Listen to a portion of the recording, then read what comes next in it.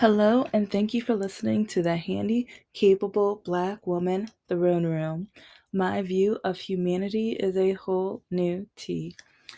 Well, okay, with my channel, I'm still straightening out the mess of my channel.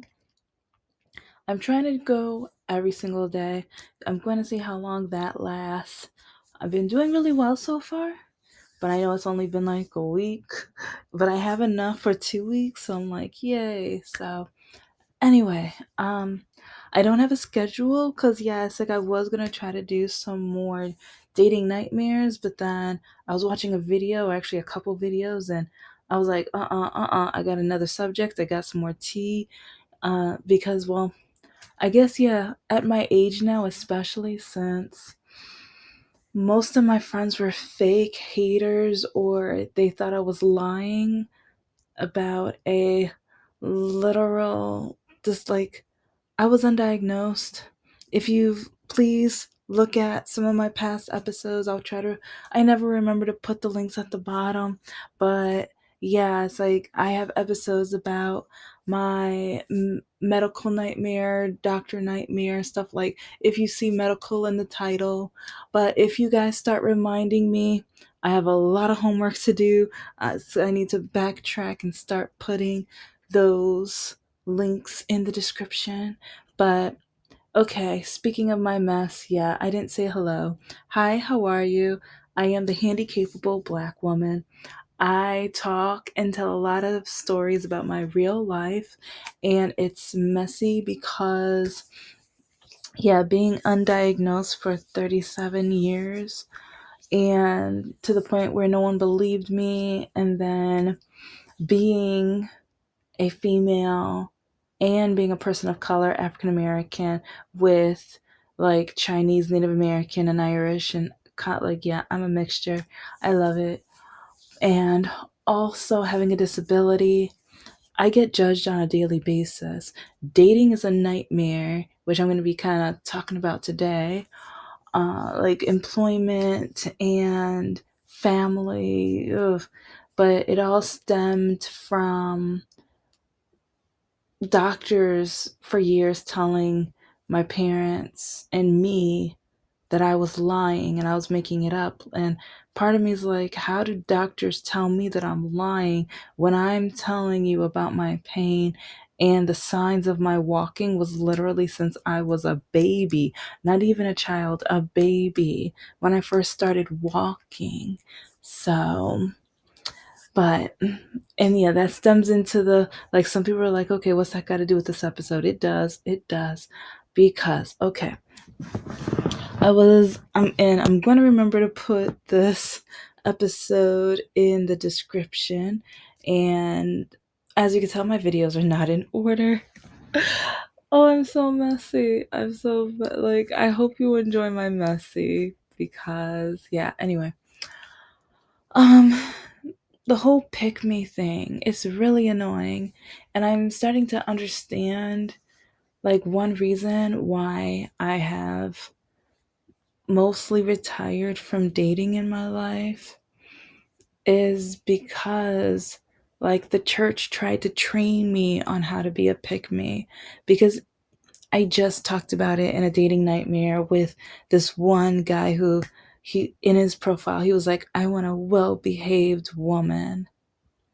What in And at my church, my pastor and bishop, they talk about how a woman is not supposed to argue with the man, and it's like, I don't like fighting.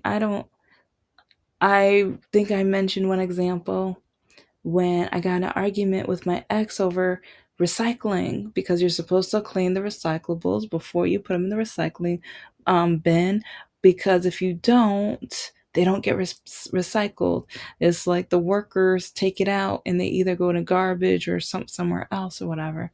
And I remember he got so mad at me when I was like, no, okay, let me text you because I've watched documentaries and I've learned, like, with my recycling program, they give us a booklet and tell us what could be recycled, what to do with it, how to clean it, and stuff like that, and the importance of it. This man slammed his fist so hard on his computer table. So hard. And I'm like, over recyclables. Over recyclables. And that's one reason why I have my list of standards with dating. And it's one reason is if I'm so-called going to be a good Christian girl and find a man that I can live with for the rest of my life, then he's going to have to meet all this criteria.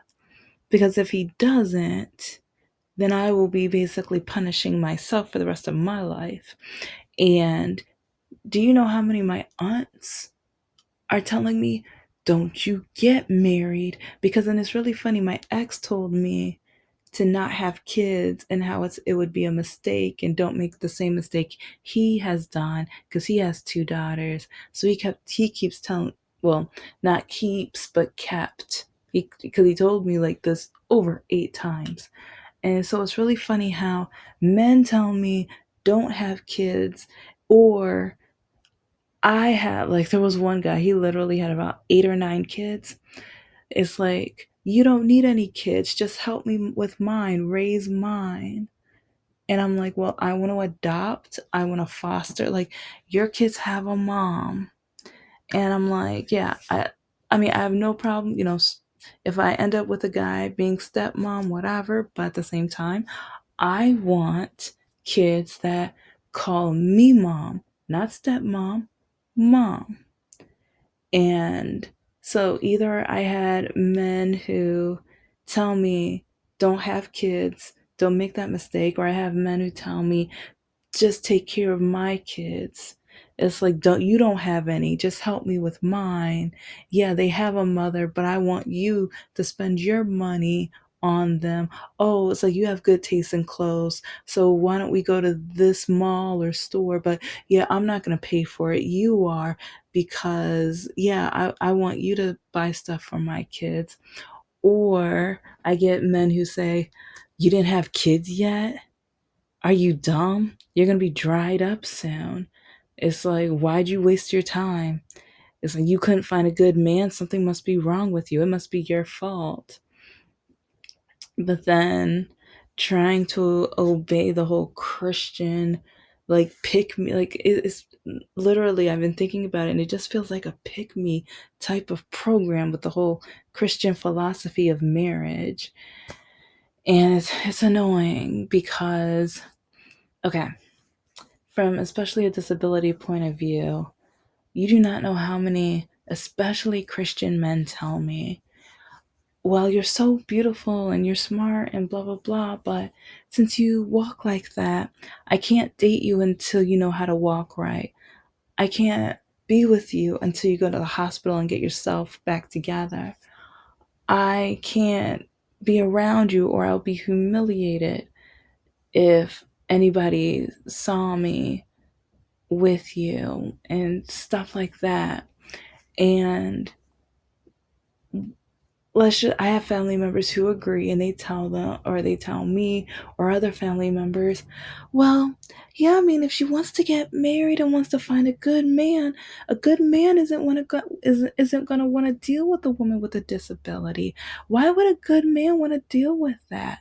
It's like, what kind of man would love her? Well, not Mr. No Heart. And I've got out so many examples with him. But during, like, one of the videos that I saw, because I saw like 2 different videos back to back, and it reminded me of Mr. No Heart. But okay, this comedian was talking about the demure young lady, and he was getting like, he was hopping on to different subjects and everything, and he was talking about how this one guy was dating, and it just seemed like he was putting all the effort and he kept buying women meals, but he was the only one calling them. They were never calling him. And that's like, I kept wanting to break up with Mr. No Heart, but I was so nervous. I didn't know how to do it, and I was scared that no one else was going to ever want me, love me, or marry me.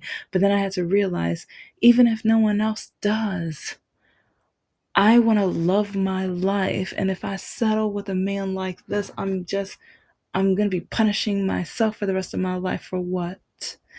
But, yeah, it's like after my surgery or even before my surgery, I kept telling him, you need to call. You need to call me. And do not only call me. Stop only calling me. Because, okay, this is the only time he would call me. When he needed my money, when he needed my car, when he needed my time or my energy, or for me to buy food, or Saturdays is when I usually would come over. But I was working like during a lot of our relationship, a little over half.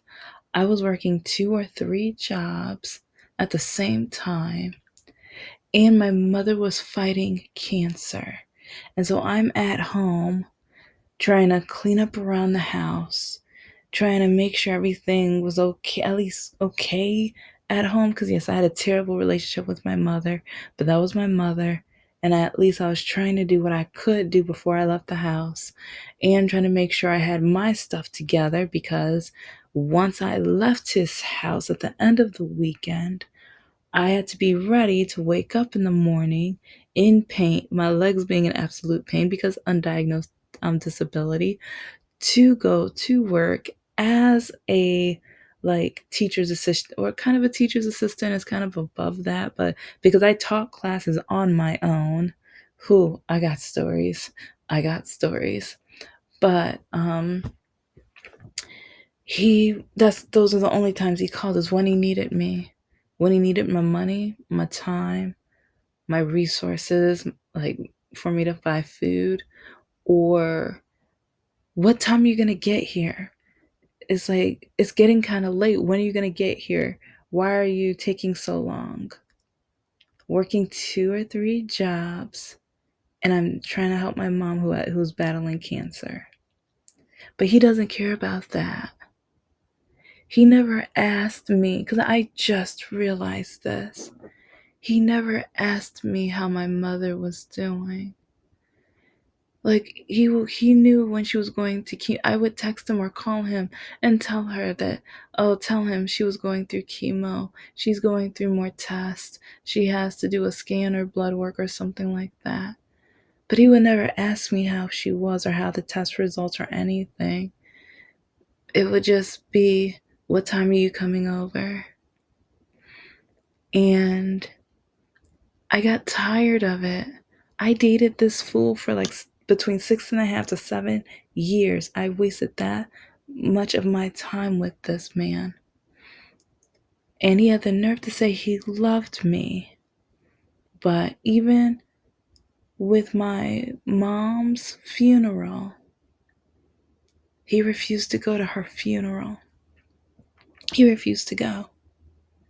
Even though he knew that hurt me. Even though I begged him. It's like I used to say I nearly begged him, but no, I begged him to go to the funeral because that is my mother. We've been dating because at this point it's been about 5 or 6 years. 5 or 6 years, and you tell me you want me to be your woman for the rest of your life. You say that you will never marry again because your first wife was a mistake, even though on Facebook you tracked this woman down. Because, yeah, part of me still thinks he loves her. That's just my opinion, but part of me, I think he is just so upset that maybe he wasn't good enough for her. And so he turned everything around and gaslit everything to the point where, like, because it just doesn't, it doesn't make sense.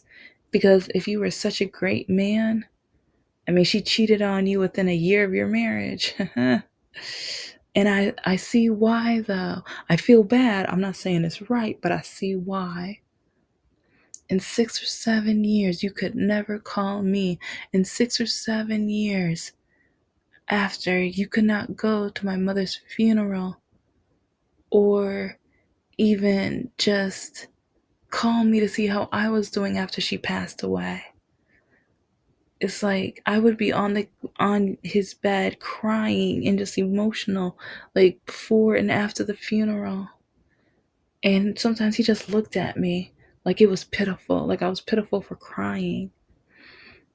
And I remember the Mother's Day after her passing, his mother called him, and it was on speaker. Oh, this evil, no good woman. She's a racist bigot, too, in my opinion. In my opinion. But remember, this is the same woman who said that the only reason I got into college is because I'm black. And then she had the nerve to say I'm not really black because I don't act a certain way. And then she got mad because it's like she kept bragging and telling me stories of how each one of her children got arrested. But then when she asked me about if how many times I got arrested or my siblings got arrested, I had to let her know none of us have been arrested. But since we're black, she thought I was lying. She probably still does, but whatever. Um and okay, no, I'm gonna save this one for part two. But it's like with my surgery too, he refused to call me before or after my surgery. I asked him to come to the hospital and he refused. He didn't have his daughters that week. He has them Thursday that week. That's it. He didn't have them that weekend. We had the conversation and I knew every other weekend that was a weekend he did not, and he even told me he did not. I had to beg him just to text me videos of puppies. At least, because I had to beg for that. And it's like I had to beg for something just so I can feel like he cared. If I have to beg for a man to do something to show that he cares, that shows that he does not give a, the rest. He doesn't. He didn't. But then at the end of our relationship, he tried to gaslight me. You know I love you. You can't tell me I don't love you. You can't tell me that I can. He did not give a blink about me. Not at all. Because there were so many situations where he, like whenever he needed me, when his vehicle got repossessed, I had his back. When his truck broke down, I had his back. When he needed to drive his daughters halfway up, like almost 2 hours up north in Michigan, so that his daughters can meet their grandmother to spend a week, used my car. And when he needed to go to work, but his truck was broke down and it was the winter time and he was desperate, so he called, like, yeah, this is the time, like one of the times he's called me when he needed me, called me and asked me if I can drive to his house, stay at his house, so he could wake up in the morning, drive my car to work, so he could get paid for that work and come back to the house. But I had to wait at his house because he was driving my car. Yeah. And every time his mother said something racist, I was just supposed to, like, he told me, don't talk about politics. And if my mom says something rude, please just blow, like, he didn't even say please. He just said blow it off or whatever. Because that Mother's Day, she had the nerve to say she can't even be with her mother on Mother's Day. Hold up, wait a minute. Who are you judging? Who are you judging?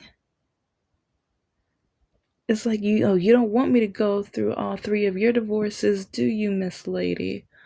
And the fact that you talk so badly about African Americans, but then you say you're not racist because you dated a black man, that didn't last long. That really didn't last long. Yeah, your son told me, yeah. But it's really funny how people tell me, I'm not racist, I dated. Yeah, all right, all right. But I remember he had the phone on speaker, and when she said that, I'm looking right at him. I'm like, uh, Didn't we already tell your mother that my mother passed away? I mean, since you didn't go to the funeral and you only like try to console me when you know I'm about to break up with your no good tush. So then he was like, remember mom, she passed away, she died. And I forgot what her response was, but it was so unapologetic. Like, it's kind of like she didn't care, but she had to take a step back because she was like, oh, yeah, I said something kind of dumb, but whatever. She's just a black Democrat or whatever. Because even, and that's one reason why, with my standards, I refuse to be like a pick me, especially. I will never date a conservative, a Republican, or a MAGA. Never, never. Because it's like, especially with how, like, the whole stereotype of women, we are supposed to be submissive to the man, and the man is supposed to be the leader. If I end up with a conservative, Republican, or MAGA man, hello, and that's one reason why when men try to tell me what do politics have to do with dating? You're stupid if you think politics have anything to do with dating. Well, if you don't want to argue, if you want to be on one accord, I think having certain political like understandings in common would have a peaceful house. And I'm a sapiosexual, so if my it's like if I can find a progressive male boo, oh my gosh, yeah. Let's just say he would never be complaining. Because I mean, I love to cook, but oh, if my guy was a progressive and he was into politics, I mean, and we could watch documentaries and be full blown nerd. Oh my gosh, yeah. Let's just say he'd have a, yeah, you know, it's like he'd be happy.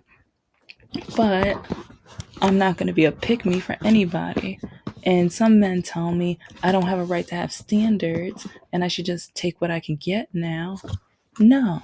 If I end up never getting married, I'll end up never getting married because I almost ended up with Mr. No Heart and or like Mr. Lockakey, who told me one time when he was addicted or he was high up on some special candy that if he found his middle school sweetheart, he would leave me for her. But at the same time, he had an envelope with the writing for our wedding where he would put money in it. But then he always took the money out so he could buy more special candy. So it was always empty. And sometimes I would even bring that up. I'm like, we're never getting married, right? And oh my gosh, he almost like he started like patting like the wall. Like it's like not hard enough to put the hole in, but it was like threatening to put a hole in the wall because I said that. It's like he would always do that to threaten me for me to be quiet and be a good girl. Yeah, kind of like that other episode. He wants a well-behaved woman who won't speak back or say anything that's going to insult him, especially with his special candy addiction. Never, never. And then with Mr. No Heart, he hated that I have 3 degrees and 3.5 certifications. I will finish the fourth one. I'm close, but yeah, trying to finish my novel. Oh, he hated that I wrote like the rough, extremely rough draft of my first novel and my children's books rough drafts. He hated it. He told me the only way I'll read your book is if you actually publish it. And he's like, he didn't know that I was scared of breaking up, but I was getting ready to break up. I was so getting ready to break up. And that right there Oh, it's like it helped so much. Once he said that right there, I was just like, boo, come on now. It's like, you're really, like, you keep showing me why I can't blame your ex wife for leaving you. Why I actually applaud your ex wife. Sometimes, like, okay, cheating isn't right, but sometimes I'm like, this is why she cheated on you. If you treat me like trash, it's like if you treat me like this is how you treated her. I cannot blame her. You treat me like I am just despicable and awful, even though I've had your back every time you needed me.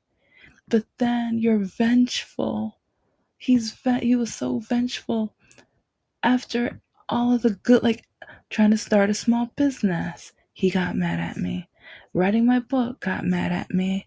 Working my 3 jobs, being an adjunct professor, really got mad at me. To the point where he told all of his family that I only got the job because I'm black. And it's like, well, him and his mother decided that.